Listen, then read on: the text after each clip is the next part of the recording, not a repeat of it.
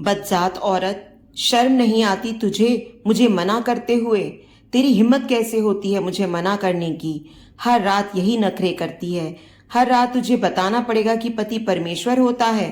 एक तो बेटी पैदा करके दी, उस पर छूने नहीं देगी अपने को। सती सावित्री बनती है। नशे में धुत पारस ऊल जलूल बकते हुए नीता को दबोचने की चेष्टा में उस पर चढ़ गया। नीता की गर्दन पर शिकंजा कसते हुए बोला, यार दोस्तों के साथ तो खूब ही करती है और पति के सामने आते ही रोनी सूरत बना लेती है। सुन, मुझे एक बेटा चाहिए, यदि सीधे से नहीं मानी तो जान ले लूंगा। नशे में चूर पारस को एहसास ही नहीं था कि उसने नीता की गर्दन को कस कर दबा रखा है। दर्द से छटपटाती नीता खुद को छुड़ाने की कोशिश कर रही थी। अंततः उसने खुद को छुड़ाने के लिए पारस की जांघों के बीच कस कर लात मारी। दर्द से तड़पते हुए पारस एक तरफ लुढ़क गया। मौका पाते ही नीता पलंग से उतर कर भागी और फिर जोर से चिल्लाते हुए बोली, नहीं पैदा करनी तुम्हारे जैसे जानवर से एक और संतान। मेरे लिए मेरी बेटी ही सब कुछ है। पारस जब तक अपने आप को संभालता, नीता ने कमरे से बाहर आकर दरवाजे की कुंडी लगा दी। हर रात यही दोहराया जाता था, पर आज पहली बार नीता ने कोई प्रतिक्रिया दी थी। मगर अब उसे डर लग रहा था, न सिर्फ अपने लिए बल्कि अपनी 3 साल की नन्ही बिटिया के लिए भी। फिर क्या करे क्या नहीं कि मनोस्थिति से उबरते हुए उसने तुरंत घर छोड़ने का फैसला ले लिया। उसने एक ऐसा फैसला लिया जिसका अंजाम वह खुद भी नहीं जानती थी, पर इतना जरूर था कि इससे बुरा तो भविष्य नहीं ही होगा। नीता ने जल्दी जल्दी अलमारी में छिपा कर रखे रुपए निकाले और फिर नन्ही गुड़िया को शॉल से ढककर घर से बाहर निकल गई। निकलते वक्त उसकी आंखों में आंसू आ गए, पर उससे पीछे मुड़कर नहीं देखा। वह घर जिसमें उसने 7 साल गुजार दिए थे कभी अपना हो ही नहीं पाया। जनवरी की कड़ाके की ठंड और सन्नाटे में डूबी सड़क ने उसे ठंड से ज्यादा डर से कपा दिया। पर अब वापस जाने का मतलब था अपनी जान गंवाना, क्योंकि आज की उसकी प्रतिक्रिया ने पति के पौरुष को, उसके अहम को चोट पहुंचाई है और इसके लिए वह उसे कभी माफ नहीं करेगा। यही सोचते हुए नीता ने कदम आगे बढ़ा दिए, पर कहाँ जाए, कैसे जाए, सवाल निरंतर उसके मन में चल रहे थे। नन्ही सी गुड़िया उसके गले से चिपकी हुई ठंड से कांप रही थी। पास पड़ोस के किसी घर में जाकर वह तमाशा नहीं बनाना चाहती थी। ऑटो या किसी अन्य सवारी की तलाश में वह मुख्य सड़क तक आ चुकी थी, पर कहीं कोई नहीं था। अचानक उसे किसी का ख्याल आया कि शायद इस मुसीबत की घड़ी में वे उसकी मदद करें, पर क्या उन्हें उसकी याद होगी? कितना समय बीत गया है, कोई संपर्क भी तो नहीं रखा उसने। जो भी हो, एक बार कोशिश करके देखती हूँ, उसने मन ही मन सोचा। आसपास कोई बूथ न देख नीता थोड़ा आगे बढ़ गई। मोड़ पर ही एक निजी अस्पताल था, शायद वहां से फोन कर सके। सामने लगे साइन बोर्ड को देखा नीता ने आश्वस्त होकर तेजी से अपने कदम उस ओर बढ़ा दिए, पर किसी ने फोन नहीं करने दिया, या मयंक जी ने फोन नहीं उठाया तो रात भी तो कितनी हो गई है। ये सब सोचते हुए नीता ने अस्पताल में प्रवेश किया। स्वागत कक्ष की कुर्सी पर एक नर्स बैठी ऊँघ रही थी। माफ कीजिएगा, अपने ठंड से जमे हाथ से उसे धीरे से हिलाते हुए नीता ने कहा, कौन है? चौंकते हुए नर्स ने पूछा। फिर नीता को बच्ची के साथ देख उसे लगा कि कोई मरीज है, अतः अपनी व्यावसायिक मुस्कान बिखेरते हुए पूछा, मैं आपकी क्या मदद कर सकती हूँ? जी, मुझे एक जरूरी फोन करना है, नीता ने विनती भरे स्वर में कहा। पहले तो नर्स ने आनाकानी की, पर फिर उसका मन पसीज गया, अतः उसने फोन आगे कर दिया। गुड़िया को वहीं सोफे पर लिटाकर नीता ने मयंक जी का नंबर मिलाया। घंटी बजती रही, पर फोन किसी ने नहीं उठाया। नीता का दिल डूबने लगा कि कहीं नंबर बदल तो नहीं गया है। अब कैसे वह बचाएगी खुद को और इस नन्ही सी जान को? उसने एक बार फिर से नंबर मिलाया। उधर घंटी बजती रही और इधर तरह तरह के संशय नीता के मन में चलते रहे। निराश होकर वह रिसीवर रखने ही वाली थी कि दूसरी तरफ से वही जानी पहचानी आवाज आई, हेलो। नीता सोच में पड़ गई कि बोले या नहीं। तभी फिर हेलो की आवाज ने उसकी तंद्रा तोड़ी तो उसने धीरे से कहा, मैं नीता। तुमने इतनी रात गए फोन किया, और वह भी अनजान नंबर से? सब ठीक तो है? तुम कैसी हो? गुड़िया कैसी है? पारस जी कहाँ हैं? ढेरों सवाल मयंक ने एक ही सांस में पूछ डाले। जी, मैं जीवन ज्योति अस्पताल में हूँ, क्या आप अभी यहाँ आ सकते हैं? नीता ने रूंधे गले से पूछा। हाँ, मैं अभी आ रहा हूँ, तुम वहीं इंतजार करो, कहकर मयंक ने रिसीवर रख दिया। नीता ने रिसीवर रखकर नर्स से फोन के भुगतान के लिए पूछा तो नर्स ने मना करते हुए कहा, मैडम आप आराम से बैठ जाएं, लगता है आप किसी हादसे का शिकार हैं। नर्स की पैनी नजरों को अपनी गर्दन पर महसूस कर नीता ने गर्दन को आंचल से ढक लिया। नर्स द्वारा कॉफी दिए जाने पर नीता चौंक गई। पी लीजिए मैडम, बहुत ठंड है, नर्स बोली। गर्म कॉफी ने नीता को थोड़ी राहत दी। फिर वह नर्स की सहृदयता पर मुस्कुरा दी। इसी बीच मयंक अस्पताल पहुंच गए। आते ही उन्होंने गुड़िया के बारे में पूछा। नीता ने सो रही गुड़िया की तरफ इशारा किया तो मयंक ने लपक कर उसे गोद में उठा लिया। नर्स ने धीरे से मयंक को बताया कि संभवतया किसी ने नीता के साथ दुर्व्यवहार किया है, क्योंकि इनके गले पर नीला निशान पड़ा है। नर्स को धन्यवाद देते हुए मयंक ने गुड़िया को और कस कर चिपका लिया। बाहर निकलते ही नीता ठंड से कांप उठी। तभी मयंक ने उसे अपनी जैकेट देते हुए कहा, पहन लो वरना ठंड लग जाएगी।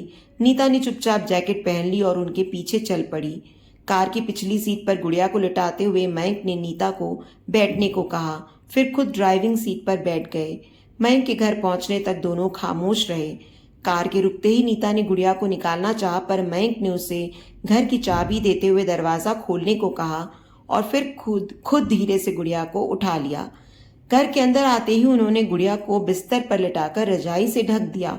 नीता ने कुछ कहना चाहा तो उसे चुप रहने का इशारा कर एक कंबल उठाया और बाहर सोफे पर लेट गए। दुविधा में खड़ी नीता सोच रही थी कि इतनी ठंड में घर का मालिक बाहर सोफे पर और वह उनके बिस्तर पर इतनी रात गए वह उनसे कोई तर्क भी नहीं करना चाहती थी, इसलिए चुपचाप गुड़िया के पास लेट गई। लेटते ही उसे एहसास हुआ कि वह बुरी तरह थकी हुई है। आंखें बंद करते ही नींद ने दबोच लिया। सुबह रसोई में बर्तनों की आवाज से नीता की नींद खुल गई। बाहर निकलकर देखा मयंक चाय नाश्ते की तैयारी कर रहे थे। नीता शॉल ओढ़कर रसोई में आई और धीरे से बोली, आप तैयार हो जाएं, ये सब मैं कर देती हूँ, मुझे आदत है, तुम थोड़ी देर और सो लो। मयंक ने जवाब दिया। नीता ने अपनी भराई आंखों से मयंक की तरफ देखा। इन आंखों के आगे वे पहले भी हार जाते थे और आज भी हार गए। फिर चुपचाप बाहर निकल गए। मयंक के तैयार होने तक नीता ने चाय नाश्ता तैयार कर मेज पर रख दिया। नाश्ता करते हुए मयंक ने धीरे से कहा, बरसों बाद तुम्हारे हाथ का बना नाश्ता कर रहा हूँ, और फिर चाय के साथ आंसू भी पी गए। जाते जाते नीता की तरफ देखकर बोले, मैं लंच ऑफिस में करता हूँ, तुम अपना और गुड़िया का ख्याल रखना और थोड़ी देर सो लेना। और फिर ऑफिस चले गए। दूर तक नीता की नजरें उन्हें जाते हुए देखती रहीं, ठीक वैसे ही जैसे 3 साल पहले देखा करती थी जब वे पड़ोसी थे।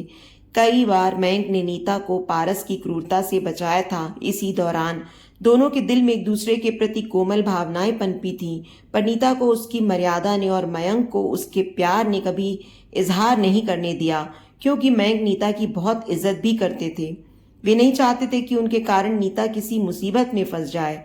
यही सब सोचते आंखों में भर आए आंसुओं को पोंछकर नीता ने दरवाजा बंद किया और फिर गुड़िया के पास आकर लेट गई। पता नहीं कितनी देर सोती रही। गुड़िया के रोने से नींद खुली तो देखा 11 बज रहे थे। जल्दी से उठकर उसने गुड़िया को गर्म पानी से नहलाया और फिर दूध गर्म करके दे दिया। बाद में पूरे घर को व्यवस्थित कर वह खुद नहाने गई। पहनने को कुछ नहीं मिला तो सकचाते हुए मयंक की अलमारी से उनका ट्रैक सूट निकालकर पहन लिया और फिर टीवी चालू कर दिया। मयंक ऑफिस तो चले गए थे, पर नन्ही गुड़िया और नीता का ख्याल उन्हें बार बार आ रहा था। तभी उन्हें ध्यान आया कि उन दोनों के पास तो कपड़े भी नहीं हैं। नई जगह गुड़िया भी तंग कर रही होगी। यही सब सोचकर उन्होंने आधे दिन की छुट्टी ली और फिर बाजार से दोनों के लिए गर्म कपड़े, खाने का सामान लेकर वे स्टोर से बाहर निकल ही रहे थे कि एक खूबसूरत गुड़िया ने उनका ध्यान अपनी तरफ आकर्षित किया, तो उन्होंने उसे भी पैक करवा लिया और फिर घर चल दिए। दरवाजा खोलते ही नीता चौंक गई। मयंक ने मुस्कुराते हुए सारा सामान नीचे रख नन्ही सी गुड़िया को खिलौने वाली गुड़िया दिखाई। गुड़िया खिलौना पाकर खुश हो गई और उसी में रम गई। मयंक ने नीता को सारा सामान दिखाया। बिना उससे पूछे ट्रैक सूट पहनने के लिए नीता ने माफी मांगी तो मयंक ने हंसते हुए कहा, एक शर्त पर, जल्दी कुछ खिलाओ, बहुत तेज भूख लगी है। सिर हिलाते हुए नीता रसोई में घुस गई। जल्दी से पुलाव और रायता बनाने लग गई। जितनी देर उसने खाना बनाया उतनी देर तक मयंक गुड़िया के साथ खेलते रहे। एक प्लेट में पुलाव और रायता लाकर उसने मयंक को दिया। खाते खाते मयंक ने एकाएक सवाल किया, और कब तक इस तरह जीना चाहती हो? इस सवाल से सकपकाई नीता खामोश बैठी रही। अपने हाथ से नीता के मुंह में पुलाव डालते हुए मयंक ने कहा, तुम अकेली नहीं हो, मैं और गुड़िया तुम्हारे साथ हैं। मैं जानता हूँ सभी सीमाएं टूट गई होंगी, तभी तुम इतनी रात को इस तरह निकली। पत्नी होने का अर्थ गुलाम होना नहीं है। मैं तुम्हारी स्थिति का फायदा नहीं उठाना चाहता हूँ। तुम यहाँ जाना चाहो, मैं तुम्हें वहां सुरक्षित पहुंचा दूंगा, पर उस नर्क से निकलो। मयंक जानते थे नीता का अपना कहने को कोई नहीं है इस दुनिया में, वरना वह कब किस नर्क से निकल गई होती। नीता को मयंक की बेइंतहा चाहत का अंदाजा था और वह जानती थी कि मयंक कभी मर्यादा का उल्लंघन नहीं करेंगे। इसीलिए तो वह इतनी रात गए उनके साथ बेझिझक आ गई थी। पारस मुझे इतनी आसानी से नहीं छोड़ेंगे, सिसकते हुए नीता ने कहा और फिर पिछली रात घटी घटना की पूरी जानकारी मयंक को दे दी। गर्दन में पड़े नीले निशान को धीरे से सहलाते हुए मयंक की आंखों में आंसू आ गए। तुमने इतनी हिम्मत दिखाई है नीता, तुम एक बार फैसला कर लो, मैं हूं तुम्हारे साथ, मैं सब संभाल लूंगा। कहते हुए नीता को अपनी बाहों में लेकर उस नीले निशान को चूम लिया। हाँ में सिर हिलाते हुए नीता ने अपनी मौन स्वीकृति दे दी और फिर मयंक के सीने पर सिर टिका दिया। अगले ही दिन अपने वकील दोस्त की मदद से मयंक ने पारस के खिलाफ केस दायर कर दिया। सजा के डर से पारस ने चुपचाप तलाक की रजामंदी दे दी।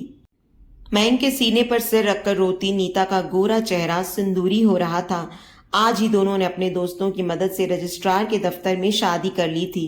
निश्चिंत सी सोती नीता का दमकता चेहरा चूमते हुए मयंक ने धीरे से करवट ली कि नीता की नींद खुल गई।